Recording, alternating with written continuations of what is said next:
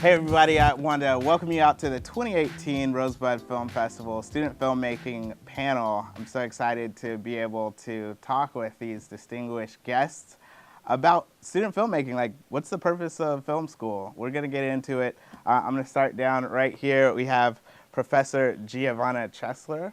Let's give her a round of applause. Writer, director, producer, and a former Rosebud finalist, Harold Jackson III. Professor Lena Jaswal of American University. And writer-director Henry Leaker. All right, so let's go ahead and get into it. Quentin Tarantino said, "To this day, I actually think that rather than go to film school, just get a camera and try to start making a movie." So I'm going to put this question out there to you guys. What is the purpose of film school, and do you think it's necessary? Let's start with you. Well, when I chose to go to film school, I did so in graduate school. So I think film school, you know, there's like 2 points in undergraduate, graduate, which you kind of choose from. And I did so after I'd been freelancing for about 3-4 years. And it was at the point where I'd taken a lot of community classes in screenwriting and cinematography, and I got as much as I could out of freelancing and taking some night classes. And then I realized, well, the types of films I wanted to make queer and feminist work. I didn't know the history of that, you know, and I wanted to get into that. I also wanted to find community of filmmakers who were making those kinds of films, and just actually invest some time in myself. I really knew that this was like, there was no choice. I was going to be a filmmaker. So what would that look like? And that was what made sense for me. Right. So, so you feel like it was kind of like taking a bet out on yourself, investing in like actually getting the formal training. Right. But after I had tried it, yeah, you know, and after I was working freelance and getting, you know, I was finding myself in maybe I was getting an AC job, but I wasn't going to be director of photography without really trying out a bunch of different cameras, and learning from, you know, my cinematography professor, Larry Clark, like learning from him on how to load a 16, you know, all these different kinds of 16 millimeter cameras, talking about lenses and things that I wasn't getting on set because I wasn't going to get that for a very long time, particularly as a woman. Like I was really not going to get there. So for me, the film school route made sense. Also because I wanted to study film, you know, as an art, not just as a craft, but I wanted to kind of learn about the history of it. I wanted to write a bit of theory, you know, like I wanted to get super nerdy with it. And that's where I got to. So when students, particularly some of my undergraduate students, you know, they're like finishing a 4-year undergrad program and they want to know, well, what grad school should I go to?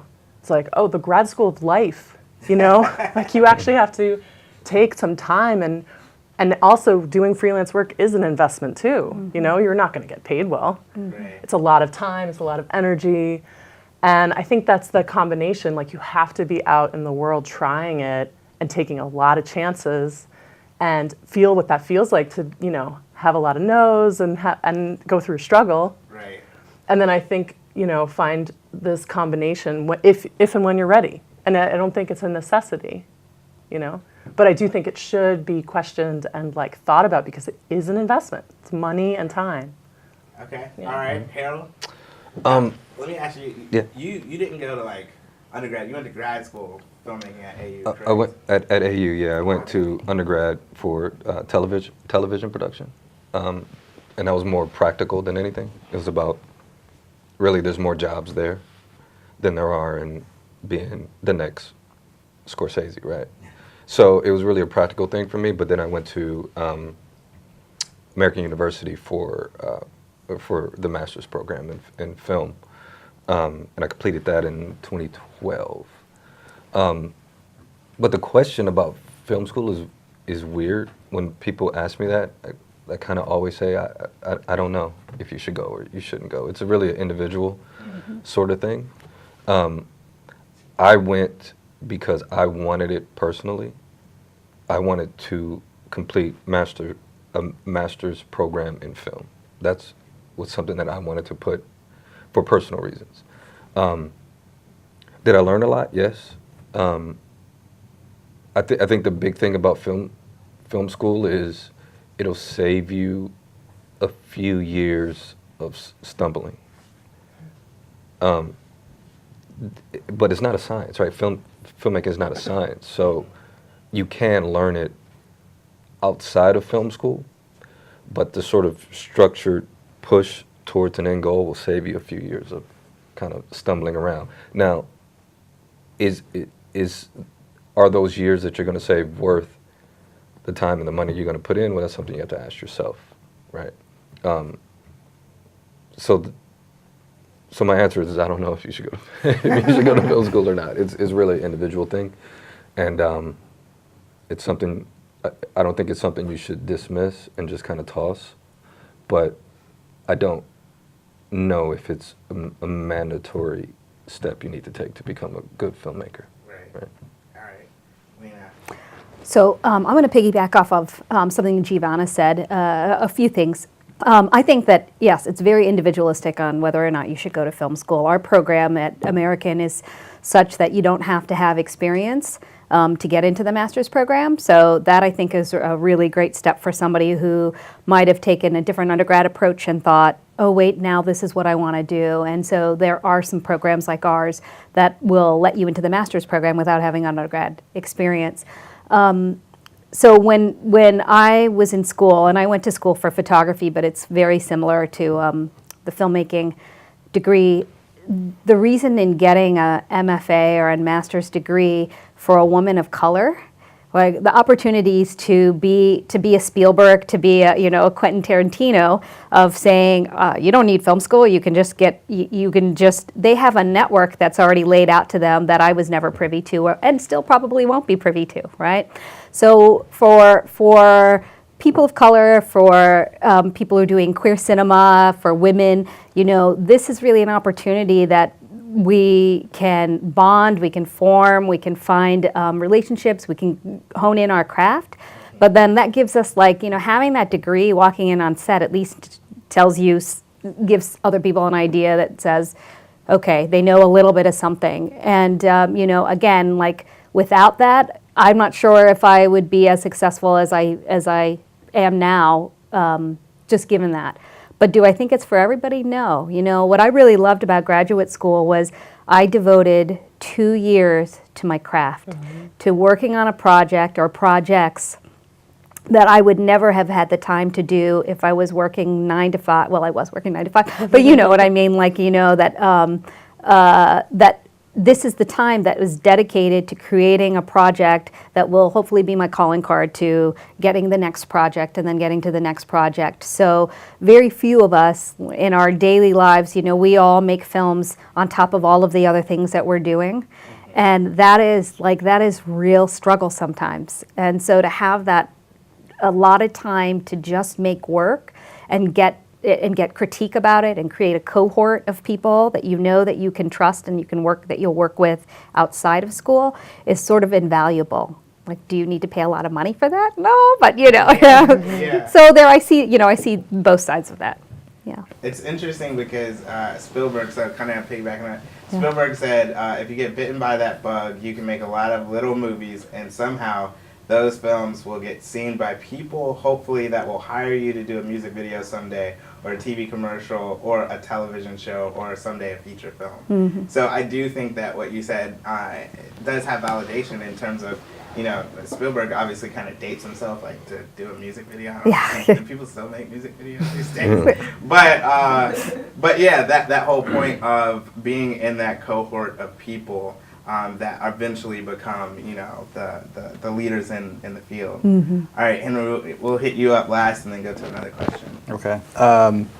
Yeah, I think the other panelists kind of hit it on the head. Also, and my thoughts are kind of similar, so I'll just sort of reiterate and piggyback on all of you guys.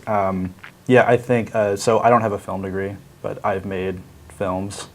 So the short answer is no, you don't need a film degree or to go to film school to make films, but when you're in a film program, you have a consequence-free environment to experiment, to make a network of fellow collaborators and to find your voice, to figure out kind of what films you want to make without the constraints of, you know, like money or time or a full-time job potentially to kind of hold you down. Also, you get access to equipment for free, so that's, well, not for free, but readily available. Yeah. So that's nice. Yeah, so I think it collectively, what I'm hearing is it's kind of up to you, and it's up to like your drive and what makes you, but you have to make the most of film school. Yeah. All right, so let's move on to, I think for people that are trying to actually take either their education and apply it to the real world, or are currently in the real world trying to make films, how do you build a community of people to help you to continue to make films after you graduate, or if you don't go to grad school at all, how do you build that community? So I think like places like this are perfect, you know, finding other folks that are making work, going to festivals, going to the local festivals in particular to see what films that are out there that are being done by people who live in the area, and connecting with them and finding ways to say, okay, well, I really loved this film that you did. How do I can I like gaff your next film? Can I, you know, sit around, be a PA? And start to create those sorts of communities. We get, and Giovanna probably gets the same, we get a lot of things passed on our listserv from local filmmakers who are like, I need 6 PAs to work on this next film. I don't have any money, but they can do it for experience, or I love the credit, you know, which, you know, which I pass along because there are people who can afford to take the time and do those kinds of things for free, or they just like the topic or the film or whatever. But where I sort of draw the line, and I know Giovanna and I have talked about this, is when we get like people saying, can somebody shoot my wedding for me for the experience? And we're like, no, we will not pass this along. You pay them. They're paying a lot of money to get this degree, so you need to pay them. So that's like a tough balance to when we're teaching to our students of saying, well, it's good to do pro bono work sometimes, and it's good to create a community, but then also know your value and your worth, and understand that you're paying a lot of money to learn this, so don't just give it away for free. Yeah, just to go off that, I think that's probably the best advice, and that's kind of how I got into filmmaking, was just doing anything that was required on a set. So like, I was at George Mason. I wasn't a film student though, but I saw a lot of needs on film sets. So like a lot of the graduates were coming up and they had a senior thesis, but no one was writing scripts or wanted to write their own scripts. And you know, I was writing short stories, but I was like, well, I can figure out how to do that. And once I got over formatting, yeah, it was easy enough to do that. Or, you know, sometimes someone needs someone to drive a van at 3 in the morning, and you can do that. Or you need to feed 40 people for under $30, and you can figure out how to do that. And then, so basically kind of do anything you can on a film set to meet as many people as possible. And then once you're there, try and figure out who are the best people. And by that I mean like, who are the people who are gonna encourage you to always be working on something. Like you wanna meet the people who, like when you meet up for a beer, they're asking you like, what are you working on right now? Or like, I'm working on something right now. You know, you want people who are gonna like encourage you to like be the best filmmaker you possibly can. Yeah, I've lived in a lot of cities around the country, and I started my film career in San Francisco. And when I first moved to San Francisco, I knew nothing about film other than having watched every movie I could, right? And so when I got there, pre-internet, dating myself, it was like, how do I learn where the film community is? And I started like going to the library and like finding the newsletters. And there was this organization called Film Arts Foundation, and that's where I learned what filmmaking involves on the first level, right? And I started interning on film sets and meeting people. But like having a solid film organization in a city, now it's been New York or DC, really means a lot to the local community and to our success outside of film programs, right? At George Mason, we have 200 students. As soon as you walk in the door, you're gonna meet all of these crazy passionate people who really need to be there. There's no other choice, I hope, that's who's there, you know, but that's the vibe that we are trying to cultivate. When Henry started, you know, we had like a burgeoning film program, right? We're like only 10 years old now. But that's kind of what we're trying to do, but we're modeling it after film community.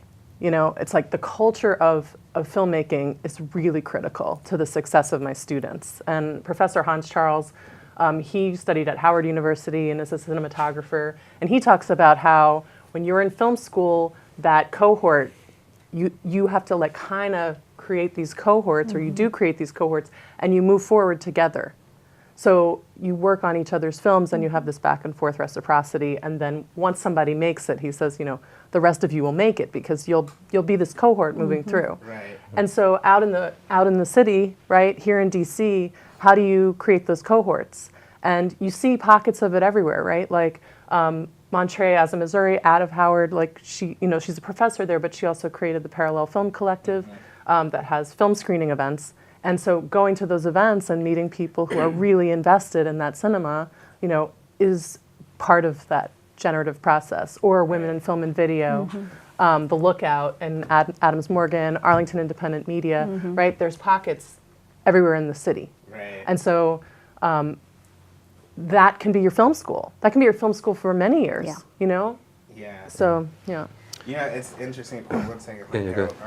I was listening to Leonard Maltin's Maltin on Movies podcast, and they were talking about, I think it's the Nauman brothers. They just had a film that came out. It has Octavia Spencer, and apparently it's the same thing. They came up in this cohort together with Octavia Spencer. So now it's like when, you know, they need to get Danny Glover in the movie, like Octavia can reach out to his, you know, his people and whatnot, and now it's like being able to cultivate all these nice moves, but it's that thing about like kind of that early investment, hanging out together, making films together, and now you're friends, and you know. All right, Harold, sorry. Yeah, I mean, the big thing is just kind of just show a little humility and just walk up to somebody who's making a film. It's like, what do you need? Where can I fit in? They trust me. There's always a place where you're needed, right? And then just kind of just build up your team of people. You'll run into people you like, you'll run into people you won't, you know. But build up your team of people that are like Henry said, that are encouraging you to move forward, right? They don't always want you to work for free for them. They want you to create your own stuff, so they help you, and then they'll kind of one hand washes the other sort of thing. So just trust me, if somebody's making a film, there's room for you to help on that film. So just go out there and just kind of do it, and find the people who are motivated and moving forward, and kind of stick yourself to them. Right. Yeah. I was going to say, that was one of the nice things that I've seen in the last few years at AU through the master's program, is the sense of community that the grad students, they create their own mini production company. So they all work on the same films, and they might say, okay, well, I really want to be a DP, so I'm going to DP 6 of these films. And I really want to edit, and so my thesis is going to be an editing reel, and I'm going to edit these 6 films. And they just rotate, and they are so invested in it because they're friends and their cohort, that they're only bettering their skills with each film that they do. And, you know, that's the pool that they're going to pick from now that they've all graduated. Those are the people that they're going to say, hey, I'm doing a sci-fi film. So-and-so is the right person to talk to about this. I think that's really nice. Okay. All right, so I'm going to split off for a second, and I'm going to go professors and go with the gentlemen. If you're watching us live on Facebook, if you have questions for our panelists, make sure that you go ahead and put it up there. We're going to open it up to the audience soon enough, but for the Facebook folks, go ahead and put it up there, and I will make sure to ask it. So Harold and Henry both received Rosebuds in the past, and Harold for last night, and it was The Machine, correct, Henry? And so, you know, Henry is a part of one of those collectives, Hand-Me-Down Films. Harold, you've been able to actually go out, shoot a feature, and you actually have another feature now. So I wanted to ask you guys, just in terms of, you know, kind of getting out of school, but like actually creating films, working on projects, what's that been like for you, and like how do you stay motivated and driven to actually create, right? So I believe you guys have like your own 9-to-5s, you know, so that you can pay the bills, but you're actually making feature films. on the side. Can you talk a little bit about your process of doing that and staying motivated to do that? Because I think sometimes for a lot of people, maybe like someone speaking right now, you get out of grad school and you're like, I still have that Moby Dick that I haven't shot down that feature film yet. So how do you transition and keep it going? I think because this is not film making, I mean, it's not like a science. You're not saving anybody's life or anything like that, right? I think it's one of those things where either you want to do it or you don't, right? Because it is a lot of work, and you know, either you want to move forward or you don't. And the biggest thing is just going out there and doing. I know I hate when people tell me that. Like, for example, when I was very young in this sort of game, I would go and I realized that you need money to make films, and I would go and talk to these people who made films, and I go, well, how do you get the money to do it? And they go, well, yeah, go out there and raise money. That's what I'm talking to you, because I don't know, you know. So that's not really nice to say, just go out there and do it, but it kind of is the answer, right? If you want to do a feature, you don't have the money for it, you don't have the time for it, do a short, right? Do anything, just to keep yourself going. And since it's an art, it's also one of those things where the longer you step away from it, you kind of lose those muscles, and you have to constantly be writing and moving forward. Or if you're not a writer, editing something, you have to be constantly moving in it, because if you go 2-3 years without it, you know, you kind of you get soft, right? And the product is going to suffer if you're not constantly thinking about it and moving forward. So unfortunately, the best advice I can give you is just go do it. All right. Yeah, that's good advice. And then I also kind of have a simplistic follow-up to that, which is like any way you can, honestly. Just be creative and figure and try and make your own opportunities as much as possible. So I was lucky where at Mason, I met a bunch of other film students and filmmakers there, and we formed Hand-Me-Down Films. And so basically throughout college and then afterwards, we've been consistently helping each other in any way we can make our films possible. So, you know, someone has a script, and then another person who has a passion for producing that project can do that, or someone can help fundraise, or someone can help do logistics. So I think it's having that sort of bedrock community, because at the end of the day, filmmaking is collaborative. So I think like the first thing is just to find a group of people who, like I said, are going to keep you active in the community and make sure you're practicing and keeping yourself, you know, toned, like filmmaking wise. But then I think also like just creating opportunities. So, you know, I think like a lot of people who graduate from college, I was forced to get a soulless 9-to-5 job. You know, I worked marketing, and then, you know, but I didn't have any like filmmaking or like shooting experience. So I saw the need for video production at the job there. So I helped create a video production team and was working on stuff there, kind of sort of honing my craft and building up my resume and, you know, adding to my reel. And then, you know, and then yeah, I think Giovanna, you said something like film school is taking a chance on yourself. So when I saw that video production team at this marketing job wasn't really going anywhere, I decided to actually go on and get a film degree. So I'm now in an MFA program up at Brooklyn College in New York, just trying to, you know, make another group of people who are going to help me become a better filmmaker and also help support, you know, the scripts and the stories that I want to tell, and also learning and still trying to figure out kind of what my unique voice is. So whatever avenue you can figure out, just be creative. Try and figure out some way to market yourself. Things that he brought up. Also, what people don't tell you is that if you're not making work, no one's going to call you to make work, right? So you have to be, even if, like, for me, the first day, like that month leading up to production is terrifying, right? because you got all these parts, and you almost want to go, you know what, I'd rather not do it, right? And then the first day comes, and you wake up, and you're horrified, and then you get through the first day, and then you go, oh, okay, everybody calm down, you know? And then eventually it happens, so. But it's madness. It is.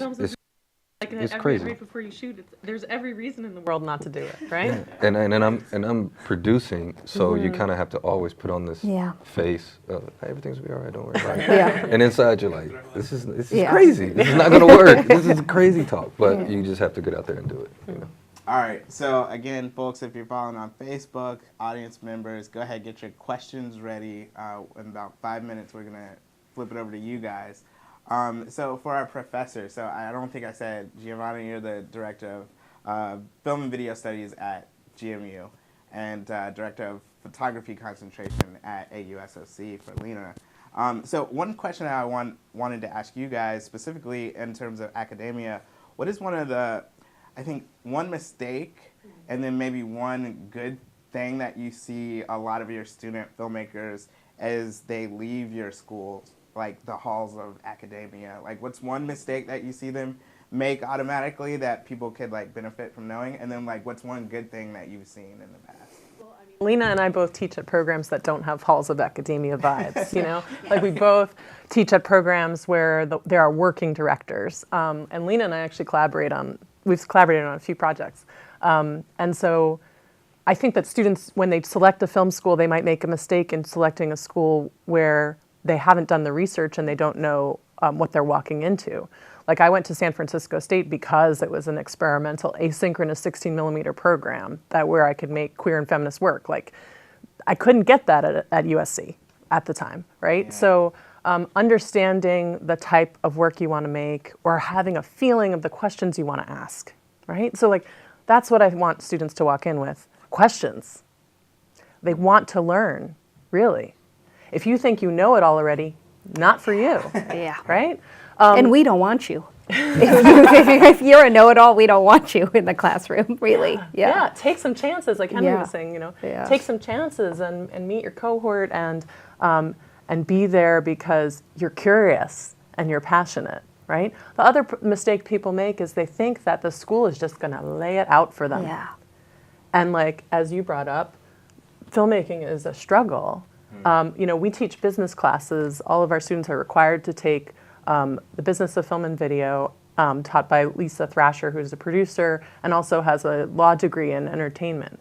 And she teaches the producing class as well, so that the students do learn how to set up a business. And part of that was seeing what happened with hand-me-down films, because they really, you know, the beauty of this program is like we're seeing as a young program what our graduates did.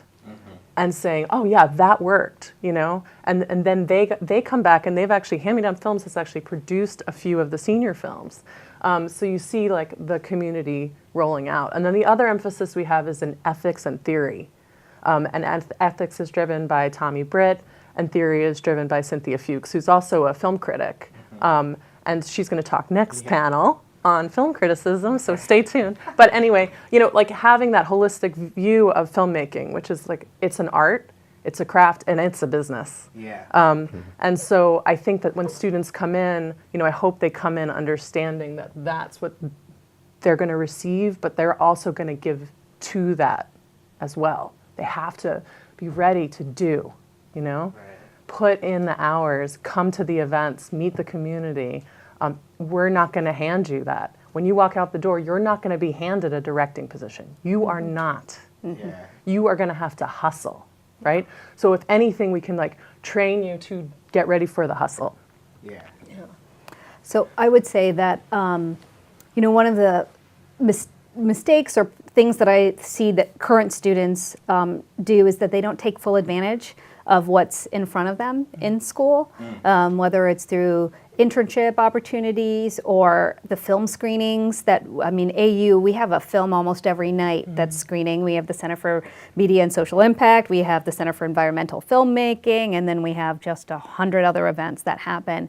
And often the filmmakers are coming from across the country and internationally to show their films, and we see maybe two students in the audience. And I know that everybody's busy and et cetera, but you know, these are opportunities for you to go up and shake somebody's hand and say, I am so-and-so, and let me introduce myself. I'm very much interested in environmental filmmaking, and you know, what can I do to get on your set on the next, you know, the next project you're working on? So the students that I see that are the most successful are the students who come to me before even they sign up to go to AU. They're calling me and saying, what kind of opportunities are you going to give me? And one of the other advantages of going to film school, right now on my feature doc that I'm working on, students have been our DPs, have been our PAs, have been our sound people. I mean, they're going to get credit for, hopefully, knock on wood, you know, a film that's going to be, I think, and Giovanna's helped on this film as well. So, like, you know, we're hoping this film will be big, and these students will have credit, like hopefully PBS credit or something along that line, you know, of working on this film. And those are the ones that are the ones who hunger for it, right? They come to us and they're like, who's doing what? What can I do on your film? Even if I'm not taking your class, which is what my current DP is. He's taken one class with me 3 weeks in the summer, and after that he's knocking on my door. What's next? What's next? You know. So I think taking advantage of the things that are there for you, that film programs work really hard to set up for you. I think that's like probably the biggest mistake. And then just as a joke, don't start your film off with the alarm clock going off. You know? I did one of those. Yeah, did you? Of course you did. Like, everybody's done one of those films. It's my first film I did that. Yeah. All right, guys, so we're going to open it up to the audience, and we'll see if anybody has questions on Facebook. Let me pass this out to you guys in the audience. If you could just speak into this so we can make sure we get your voice. Go ahead.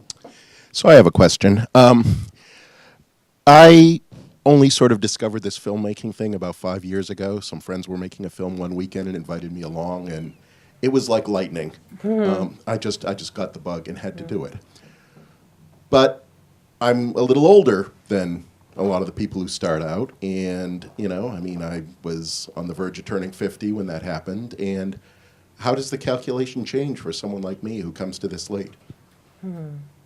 Our program has a lot of, like, the range of people just getting out from undergrad to, you know, people who are in their 60s and just saying, this is what I'm interested in. So we have, and they, you know, people really get excited about each other's experiences because your life history will help with somebody else along the way as they're trying to figure out things. And so our program is really open to anybody, and we do often have a lot of people who are a little bit older. Yeah. Yeah, just to go off that, I would actually say you're probably at an advantage over younger students for two reasons. One, because you've had more life experience. If you know at this age that you really love filmmaking, like you really know it, as opposed to like a 20-year-old or like an 18-year-old where it's like, I might like film or I might like economics or something. And then also, like, you also, because of your life experience, you're gonna have a lot more story inspiration, and you'll probably have a lot more like richer stories to tell than, say, like an 18-year-old. Not that 18-year-olds don't have rich stories to tell, but there's less to draw on. Yeah, I had a guy tell me once on a panel, and he sat over in the corner. It wasn't here, but he sat over in the corner and he said, once you hit about 35, it's downhill from there story-wise. And I said, you're a liar. and the interesting thing about you starting at your age is that there is a story there. Your voice is relevant, right?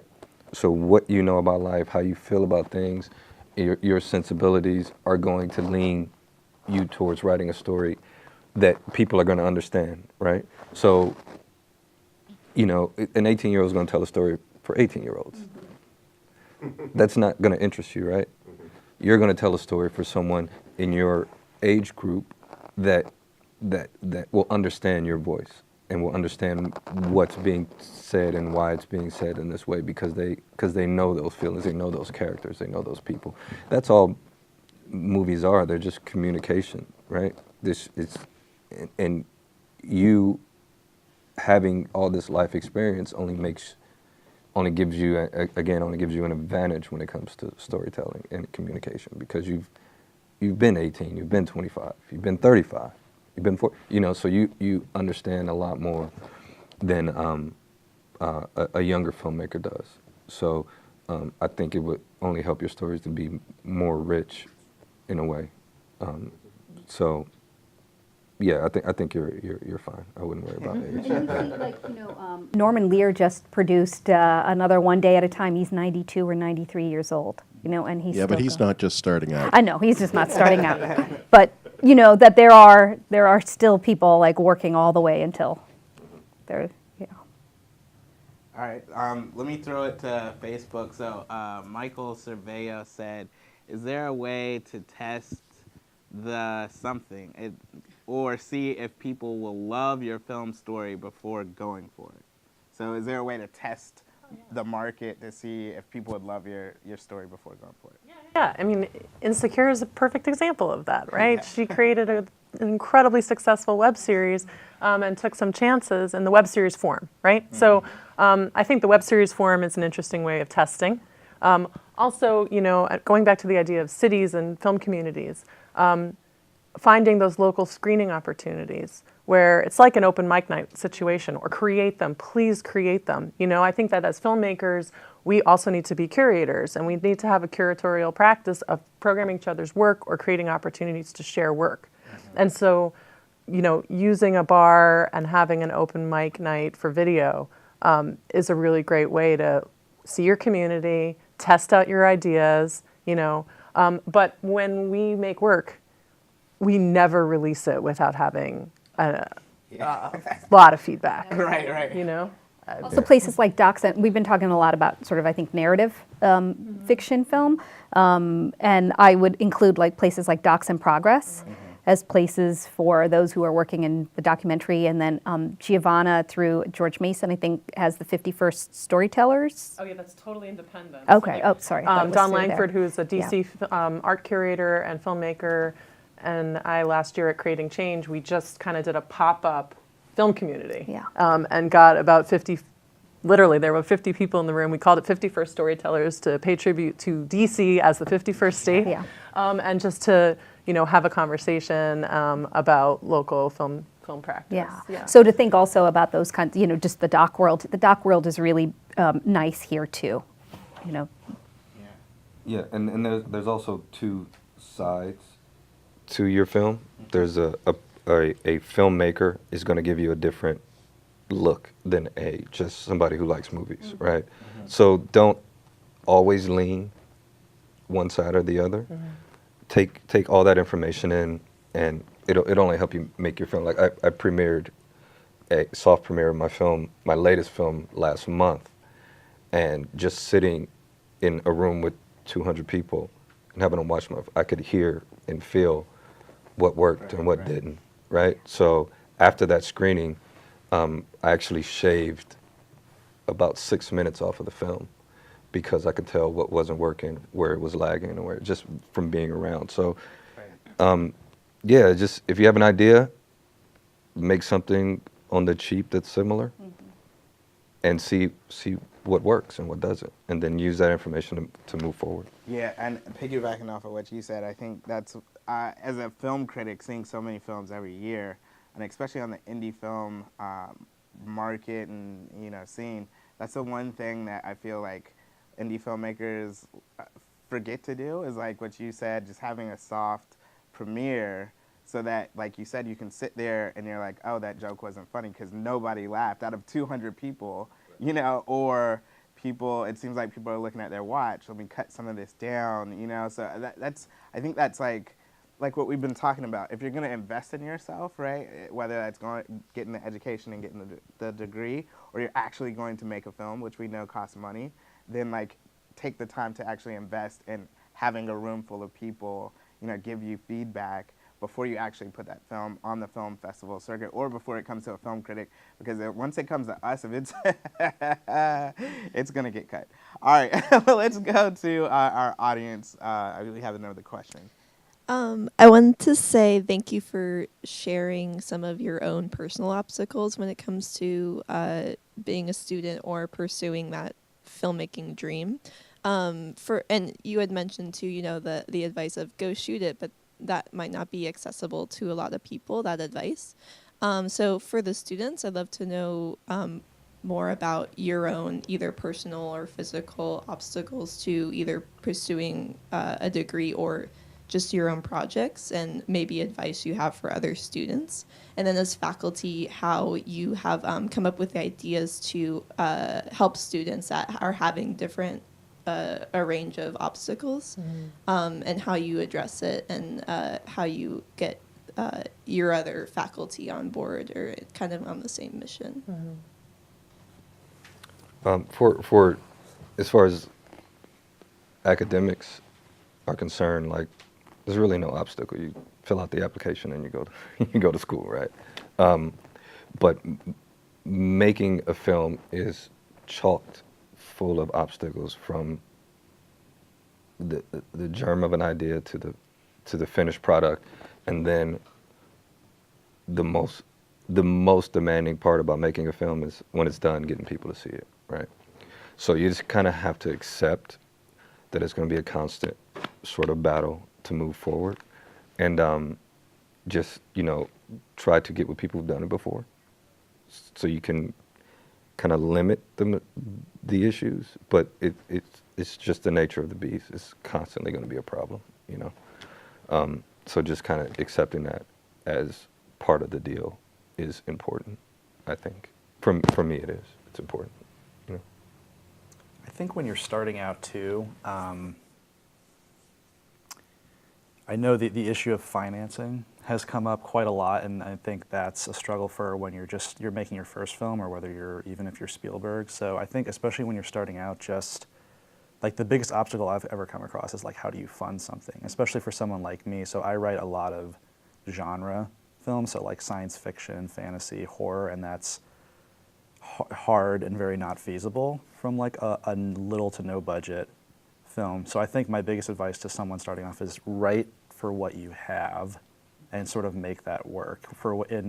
One, because that forces you to be creative, but also because you're gonna not talk yourself out of making a movie when you do that. So Hand-Me-Down Films, we made The Machine, which was a $6,000 period piece, which we had to rent a 1930s automobile. We had to drive to Surrey, Virginia to work in an old historical house, and we got it done, and we got a lot of good feedback on it, and we won some awards. But I mean, it was hard to do, and looking back on it, $6,000 would have made 6 $1,000 movies, or a couple $200 movies, or something like that. So I mean, I think recently I've learned just make something that costs you absolutely nothing, just so you can kind of practice and screw up, you know. I made a short comedy like a year ago that is completely useless now, because it cost me $200 to make a movie, but, you know, I didn't really pay attention to sound, so now it's completely unusable. But I took that lesson and I brought that to my MFA program, and then I made a short horror film in which I was like, okay, I have a creepy basement and I have a cardboard box. Can I make a horror movie out of this? And I premiered it, and people jumped out of their seats. And I think it's pretty good, so we'll find out when I start putting in the festival run. But yeah, so like I kind of assess what you have realistically and just start making something, because at this point, like, the more money you have, the more responsibilities you have, so play with no responsibilities. I would say also, you know, if you have a smartphone, then, you know, there's a lot of filmmaking that's happening on just the phone with extensions and things like that. In terms of the low budget, you know, students, I think our biggest challenge is financial, both affording to come to the university and staying at the university, and we do offer quite a bit of scholarships there. But then when they're starting to work on their thesis films, it's just like you said, they're like trying to have these sort of bigger budget films, or they know that they want to pay the people that are working on them, which we love, and we want them to do that as well. So when I talk to them about fundraising, you know, we really are quite deliberate in thinking like Indiegogo or Kickstarter campaigns.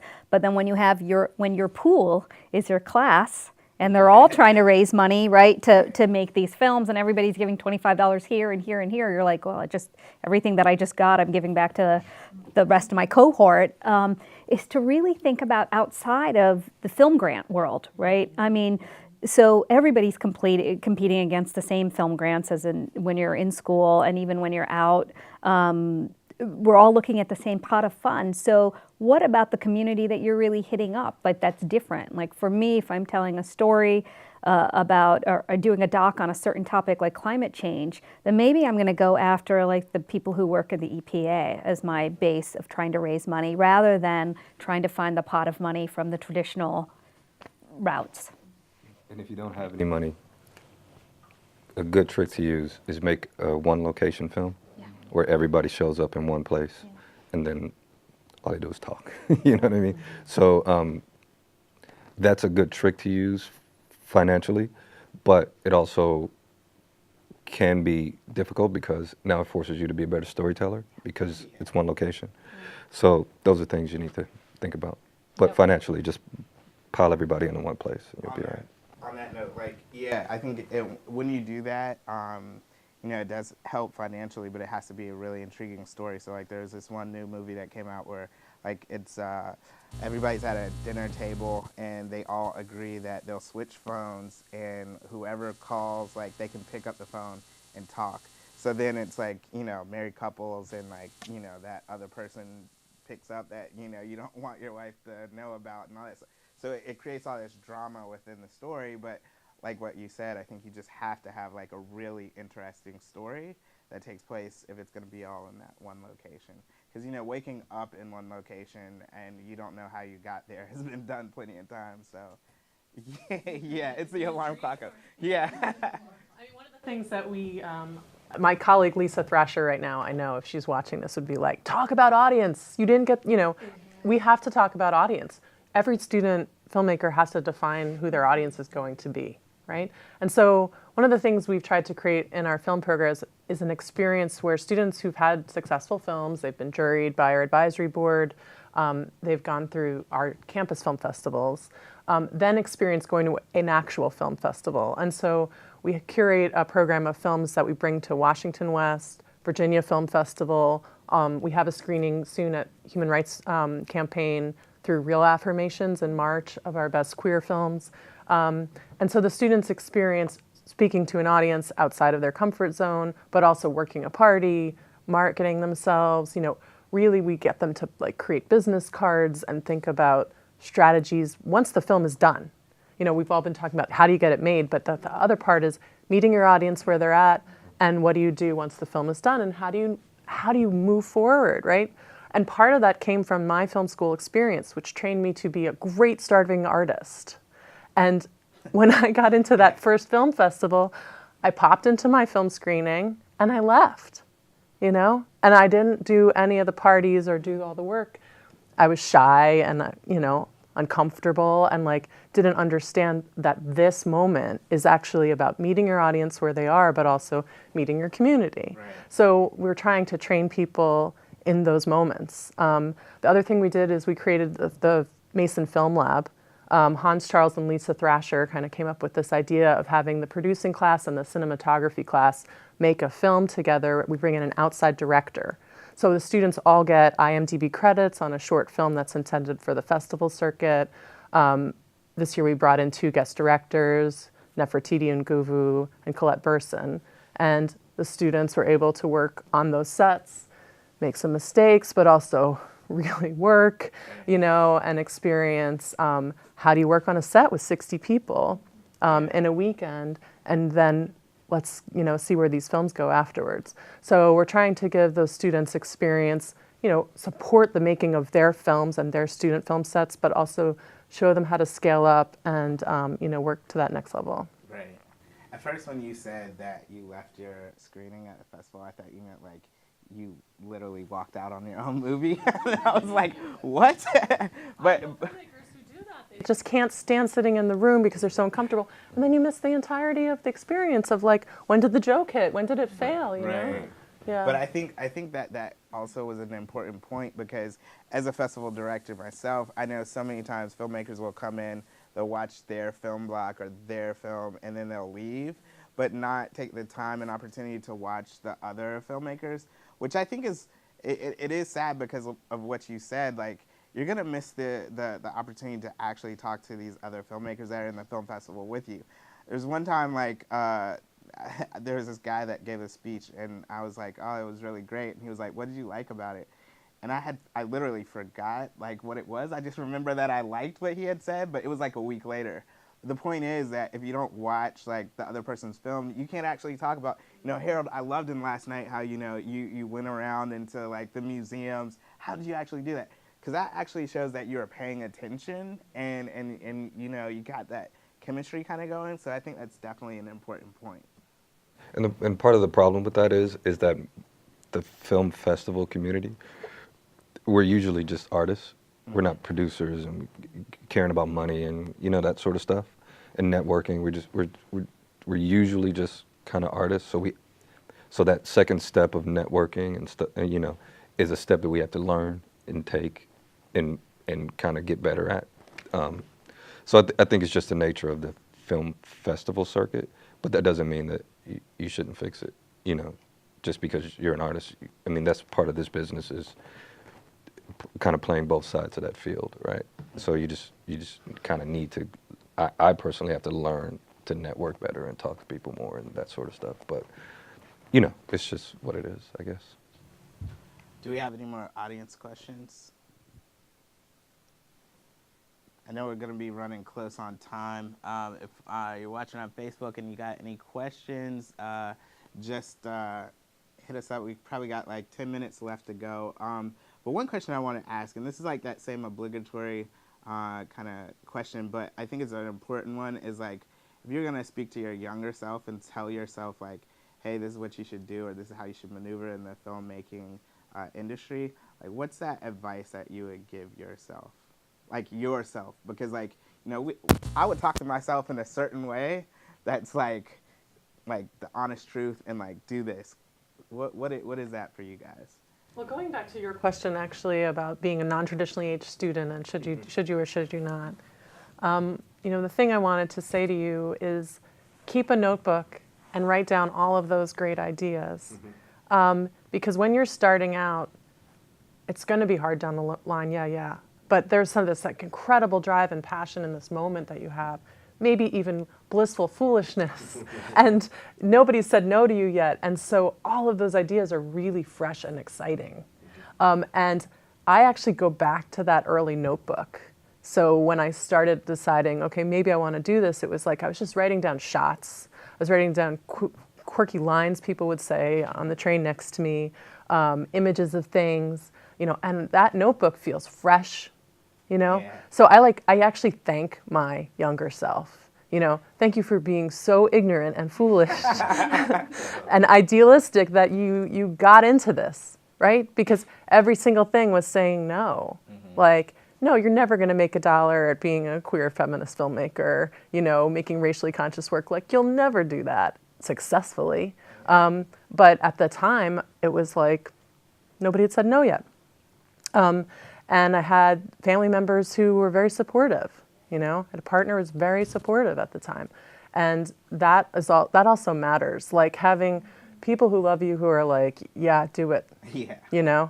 I'm willing to invest in you too at that time and make it possible.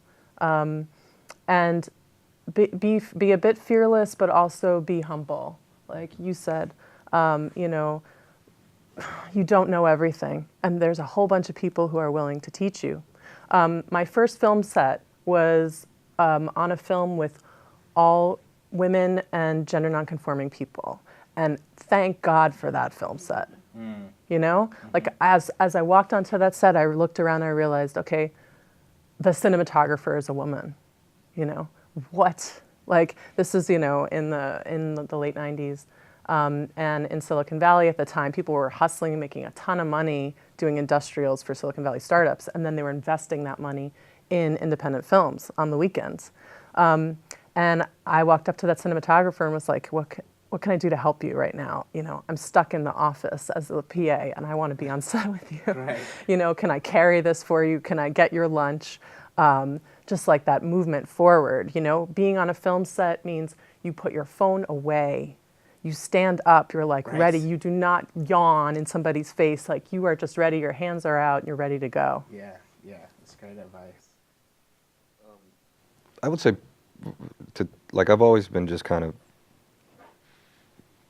blind and crazy when it comes to film. So my first film, I shot, directed, lit. You know, I literally did everything. It was me and like the actors, right? And so the part of the motivation to actually make films has always been there. I don't think it's ever going to leave. But I would tell my younger self to pay more attention to the business side, pay more attention to the networking, the branding, all that sort of stuff that you don't want to do, but it's part of the modern contemporary filmmaker's life. So the day is dead where you can just direct movies and get paid $1 million by the studio, and you know that and just be who you are. Like that day is dead. So you got to kind of brand yourself, even though it sucks, but there's no way around it in the modern film community. The contemporary filmmaker can't avoid that. So I would tell myself, my younger self, to pay more attention to that sort of stuff. So I would tell my younger self to have more confidence in knowing that what you're doing is the right path, and that, you know, there are when I was growing up, there were not a lot of outlets for women of color to go into media making, film, photography, filmmaking, et cetera. That was not encouraged. I, like Giovanna, had an extremely generous family that bought me my first camera and you know, pushed me in that direction. And but that also comes with a lot of fear and stepping out. And you know, in the wake of the Me Too movement, to being able to make sure that you as a young woman or a young person in your career, whoever's like whatever stage you're starting out, but you're young in your career, to have the confidence of saying, no, this is not right, or no, I did this. You're not taking my credit from me, right? You know, and really sticking up for yourself in the process when you're younger in your career. That's what I would say. Can I ask a question? Sure. I'm an AU Masters graduate, and I'm working on a film production right now, and I have a problem in raising funds. So theoretically speaking, I know about organizations, but then in real life, how do we really do that? Who do we reach out in those organizations? So we're gonna have to answer that quickly. Oh. Well, we can talk more after, but I would say, you know, reach out to the marketing person first and say, hey, you know, who's in the organization, like who can I talk to that would be interested in engaging in a project that is about X topic? And, you know, having your treatment ready to send to somebody, work samples ready to send to somebody, having a packet ready to give to somebody to continue your meeting, or having something up online that you can share in an email. But yeah, I would reach out to anybody that you know in that organization that can get you to the right person. And just quickly, if you don't, you're never going to have enough money. It's never going to be right. So just Keep doing it. Just don't let money mess your head up and hold you back. If you're doing the right thing, it'll come into place. Yeah. Go to the Foundation Center, which is a library on grant writing and grants, and put in your keywords that are around the topic of your story, not around filmmaking, right? So you're going to get money from people who believe in the story and the themes and the questions that you're asking more often than a film foundation. And so when I was a grad student, you know, I got a grant from Women in Electricity, you know, like, because, yes. And I pitched to, you know, to the granting foundation because I knew how to, like, understand volts and watts and, you know, plugging in lights as a cinematographer. So anyway, think outside the box when it comes to raising funds for your work. All right, we're going to be wrapping it up. So, Henry, you didn't get a chance to, if you could, your younger self. I would say to my younger self a message which is twofold, which is if you're making films, you're a filmmaker. If you're writing, you're a writer. And that means both when you're starting out, it seems like everyone else who's on a set or everyone else around you is in a special club and they know a bunch of stuff that you don't know. And they probably do know more than you do, or sometimes. But that doesn't mean that they're any more of a valid filmmaker than you are. If you're on sets and you're making stuff, you are a filmmaker. If you're writing scripts, you are a writer. And the other side of that is also, a lot of people like to talk or want to tell people that they're a filmmaker or tell people that they're a writer more than they actually want to make films or write. So I would also tell my younger self, stop saying you're a writer and write more, because I wasted a lot of years pretending to be a writer. Filmmaker. Yeah. Yeah, just do the work and do as much work as you can. All right, so this is a great discussion. So let's give a round of applause to our panelists. Appreciate all the wisdom that you put out. This panel is actually presented by the Virginia Film Office, so we definitely got to give our hats off to them. I think it would be only fair if you guys go down the line and just kind of pitch, your program and the website, so people could follow your work. Yeah, sure. So we're at #film@Mason. favs.gmu.edu is our website. We have a couple events coming up. We always have screening series with Film and Media Studies, the GMU Visiting Filmmakers series. So we have a bunch of filmmakers coming in every semester. And we also have that screening at HRC, which is called Q Mason. We're doing our best of queer films, LGBTQ films, at the end of March. So I hope that you'll check out our Facebook page, is mostly where we have our events, and come hang out with us. Yeah, my sort of social media handle is at Harold Jackson 3. So if you put that in, you'll be able to find me. The most important thing that you guys can do is watch my film called Last Night, and you can watch that on Amazon or iTunes or a couple other places. Please do it, because it is actually financing my other work. And so that is the best thing that you guys can do for me. I actually have a new film that's coming out called The Meek. You can learn about that at themeekmovie.com.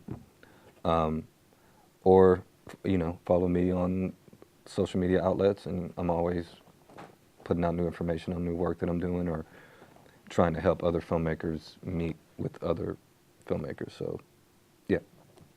So we're at American University, the School of Communication, so soc.edu, Film and Media Arts program, and I'm going to also plug my upcoming film, because the great thing about being faculty, and most of our faculty, if not all of our faculty, are working filmmakers / artists and photographers.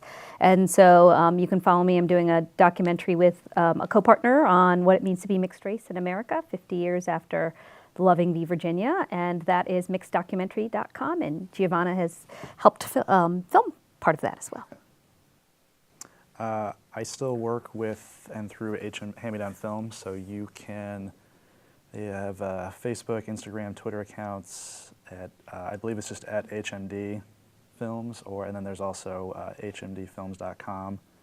You can find me on Instagram at Henry Leaker, I think, and I post about film festivals and stuff that I'm going to, and stuff that I'm working on. I'm sort of chasing film grants at the moment to get my short horror screenplay Switchman, which has won a couple of awards this past year, made, and also have a couple other science fiction horror films in development. And then the short that I just did through the Brooklyn College's Barry Fierstein Graduate School of Cinema will hopefully be in a few East Coast horror film festivals within the next year. Awesome. All right, well, once again, this has been the 2018 Rosebud Film Festival Student Filmmaking Panel. Thank you once again for these great guests and advice that they've given us. The Rosebud Film Festival is put on by Arlington Independent Media. You can raise your voice. Check them out at arlingtonmedia.org. Hopefully this has been really helpful to you. I think it has. I can't wait to go rewatch and, listen to all the advice that you guys are giving. So thanks, guys, for coming out. Those that are in the studio, those that are on Facebook tuning in. That's all for this panel.